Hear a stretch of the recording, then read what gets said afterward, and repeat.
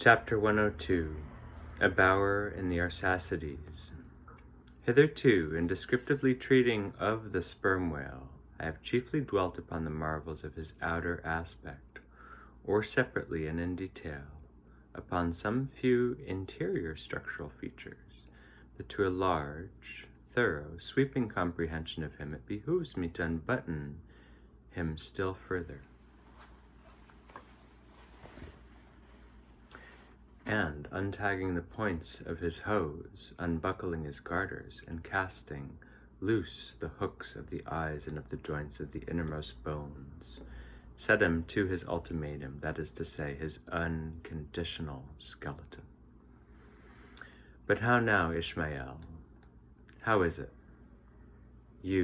That you, a mere oarsman in the fishery, pretend to know aught about the subterranean parts of the whale, did erudite Stubb, mounted upon your capstan, deliver lectures on the anatomy of the cetacea, and by help of the windlass, hold up a specimen rib for exhibition, explain thyself, Ishmael.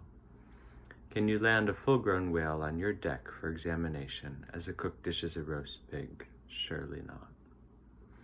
A veritable witness have you hitherto been, Ishmael, but have a care that you now seize the privilege of Jonah alone, the privilege of discoursing upon the joists and beams, the rafters, ridge-poles, sleepers, and underpinnings, making up the framework of the Leviathan, and belike of the tallow vats, dairy rooms, butteries, and cheeseries within his bowels. I confess that since Jonah, few whalemen have ever penetrated very far beneath the skin of the adult whale. Nevertheless, I have been blessed with an opportunity to dissect himself in miniature. In a ship I belonged to, a small cub sperm whale was once bodily hoisted to the deck for his own poke or bag, to make sheaths for the barbs of the harpoons, and for the heads of the lances. Think you I let it chance go without using my boat hatchet and jackknife, breaking the seal and reading all of the contents of that young cub? No. And for my exact knowledge of the bones of the Leviathan in their gigantic, full-grown development, for that rare knowledge that I am indebted to my late friend Tranquo, king of Tranque, one of the Arsacides, for being at Tranque years ago when, attached to the trading ship Day of Algiers, next to Tunisia, I was invited to spend part of that Arsacidean holidays with the Lord of Tranque at his retired palm villa at the Pupella, a seaside glen not very far distant from what our sailors called Bamboo Town, his capital.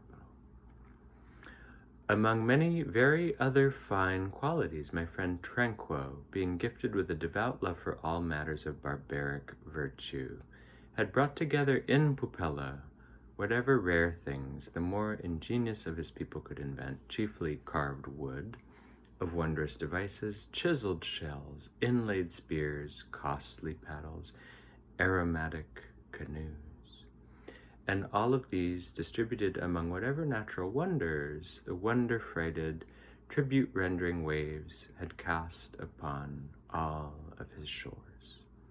Chief among these latter was a great sperm whale, which, after an unusually long, raging gale, had been found dead and stranded within his head against a cocoa-nut tree, whose plumage, like tufted droopings, seemed his verdant jet. When the vast body at last had been stripped of its fathom-deep enfoldings, and the bones had become dry in the sun, then the skeleton was carefully transported up the Pupella glen, where a grand temple of lordly palms now sheltered it, and they still do. The ribs were hung with trophies, the vertebrae were carved with Arsacidean annals in strange hieroglyphics. In the skull, the priest kept up an unextinguished aromatic flame, so that the mystic head again sent forth its vapory spouts, while, suspended from a bough, The terrific lower jaw vibrated over the devotees, like the hair-hung swords that so affrighted Damocles.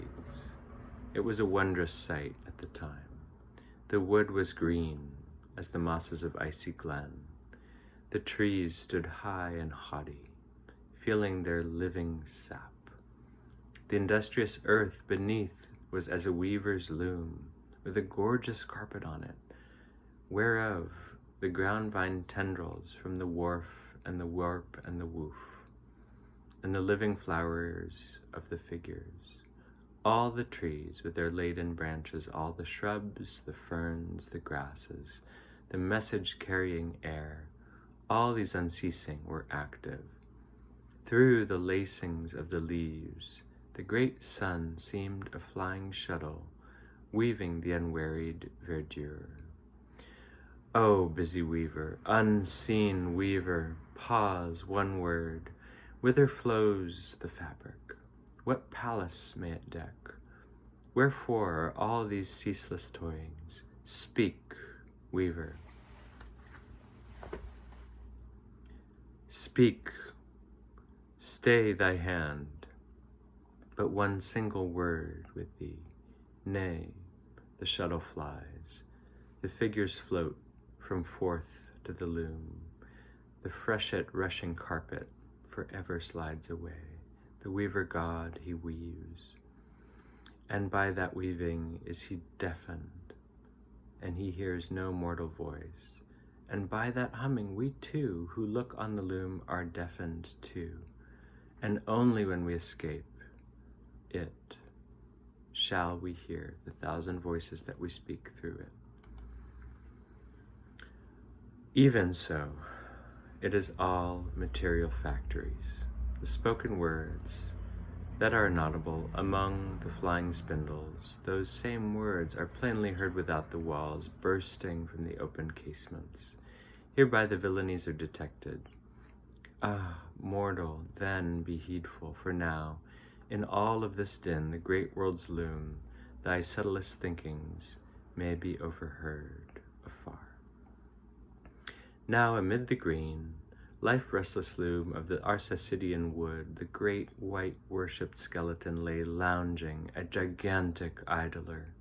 Yet, as the ever-woven verdant warp and woof mixed and hummed around him, the mighty idler seemed the cunning weaver, himself all the woven over the vines, every month assuming greener, fresher verdure, but himself only a skeleton.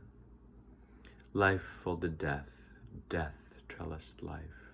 The grim god wived with youthful life, and begat him curly-headed glories again and again. Now, with royal tranquil, I visited this wondrous whale, and saw the skull and altar, and the artificial smoke ascended from where the real jet had issued. I marveled that the king should regard a chapel as an object of virtue. He laughed and laughed. But more I marveled that the priest should wear that smoky jet of his, and that it was genuine. To and fro I paced before his skeleton, brushed the vines aside, broke through the webs with a ball of Arsacidean twine, wandered,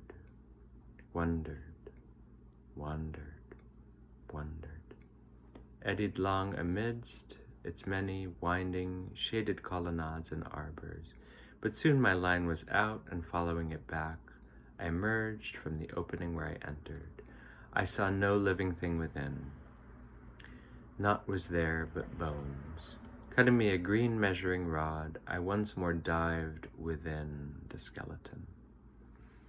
From their arrow slit in the skull, the priests perceived me taking the altitude of the final rib. How now, they shouted, darst thou measure this our god, for that's us. Aye, priests. But, well, how long do you make them then? And hereupon a fierce contest rose. Among them, concerning feet and inches, they cracked each other's sources and sconces with their yardsticks. The great skull echoed and echoed. And seizing that lucky chance, I quickly concluded my own admeasurements. These admeasurements I now propose to set before you, but first, be it recorded that, in this manner, I am not free to utter my fancied measurement I please, because there are skeleton authorities you can refer to test to my accuracy. There is a Leviathanatic museum, they tell me, in Hull, in England, one of the whaling ports of that country, where some fine specimens of finback whales and other whales. Likewise, I have heard that in other museums in Manchester, in North New Hampshire, where some of the proprietors call the only perfect specimen of a Greenland or river whale in the United States. Moreover, at a place in Yorkshire, England, in the north, Burton Constable by name, a certain Sir Clifford Constable has in his possession the skeleton of a sperm whale, but of moderate size, by no mean of the full-grown magnitude of my friend King Tranquo's. In any case, and in both cases, the stranded whales to which these two skeletons belong were originally claimed by the proprietors upon similar grounds, King Tranquo seizing his because he wanted it, and Sir Clifford because he was a lord of the seigneuries of those parts. But Sir Clifford's whales had been articulated throughout, and so, like a great chest of drawers, you can open him and you can shut him.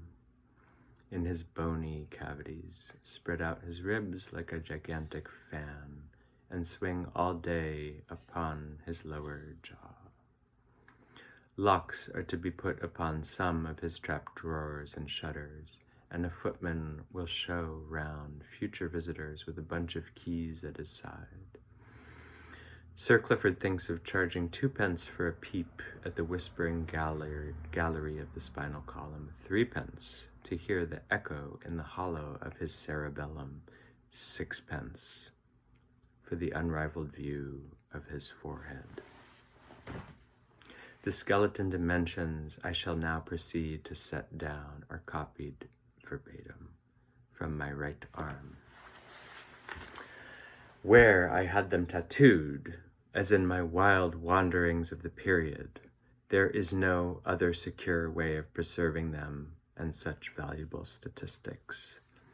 But as I was crowded for the space and wished for the other parts of my body to remain a blank page for a poem, when I was then composing, at least what untattooed parts remain, nor did I not have the trouble of myself with odd inches, nor, indeed, should inches at all enter into a congenial admeasurement of the whale and its size.